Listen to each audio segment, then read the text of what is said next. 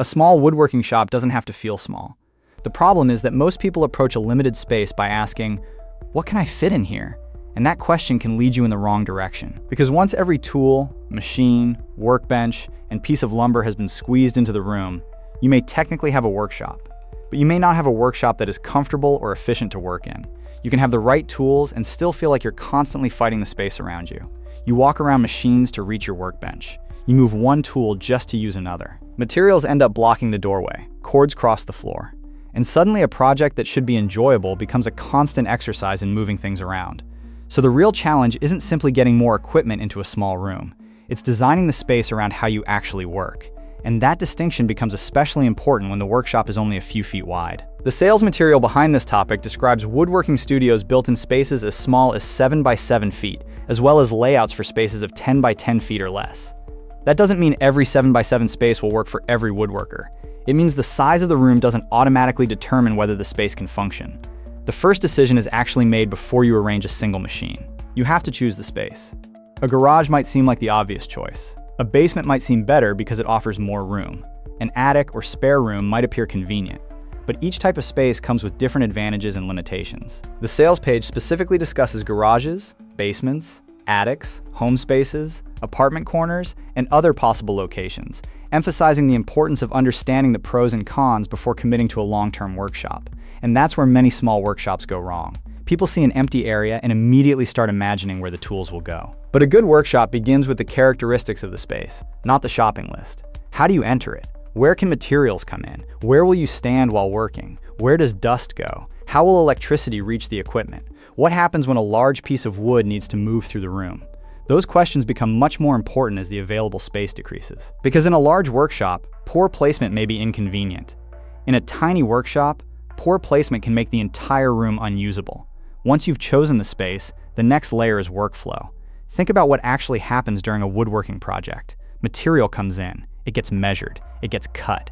Edges may be joined or shaped, parts are assembled, the surface is sanded or finished. And throughout that process, you need enough room to move yourself and the material. This means your layout shouldn't simply be a collection of tools placed against walls. It should support movement between tasks. The sales material describes detailed floor plans and recommendations for positioning machines and dividing the workspace according to different woodworking tasks. That's a useful way to think about a small shop. Instead of asking where each individual tool should go, ask how the entire sequence of work should flow. A tool can be perfectly accessible and still be in the wrong location if using it creates a problem for everything else. This is also why the center of the room matters. A small workshop doesn't have to use every square inch as permanent storage. Some of the most valuable space may need to remain open. That open area gives you somewhere to work with larger pieces, reposition equipment, or simply move around without constantly bumping into something. And this leads to one of the most important ideas in small shop design. Not everything needs to stay in one position. The sales material specifically introduces the idea of making heavy stationary machines mobile so they can be moved when more workspace is needed. That changes the relationship between the machine and the room. Instead of treating a large machine as a permanent wall or obstacle, you can treat it as equipment that temporarily occupies valuable floor space. When you need it, it comes into position. When you don't, the workspace can open back up. That is one of the simplest ways to make a small shop behave more like a larger one. The source also describes something called the doorway trick, where the entrance and layout are considered together to make a small space work more effectively. The larger lesson is that the boundaries of a room are not just walls. They're also doors, access points, walking paths, and the areas required to move materials. Ignore those paths, and your measurements on paper may look perfect while the actual workshop feels impossible to use. Then there is another layer that is easy to overlook: electricity and lighting. Once the layout is established, these systems should be planned around it rather than treated as an afterthought. The source material specifically places electricity and lighting after the layout stage, emphasizing that the location of equipment affects how these systems should be planned. That makes sense. If your workbench is poorly lit, precision work becomes harder. If machines are positioned without considering available electrical access, cords can become a nuisance. And in a small room, nuisance quickly becomes clutter. The same principle applies to sound.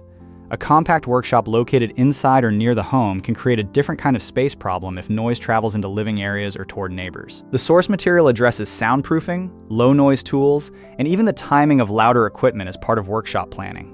So designing a small shop isn't only about fitting tools into a floor plan, it's about making the entire environment workable.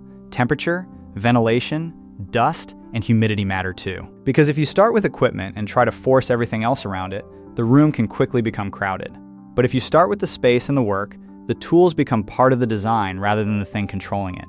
That's ultimately what makes a small workshop feel larger, not having more square footage.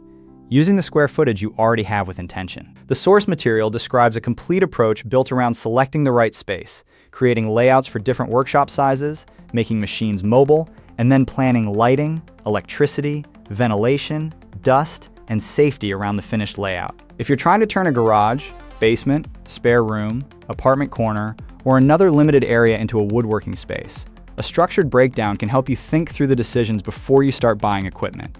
There's a practical guide linked in the description with detailed workshop layouts and planning information. And if you enjoy practical woodworking breakdowns like this, subscribe for more.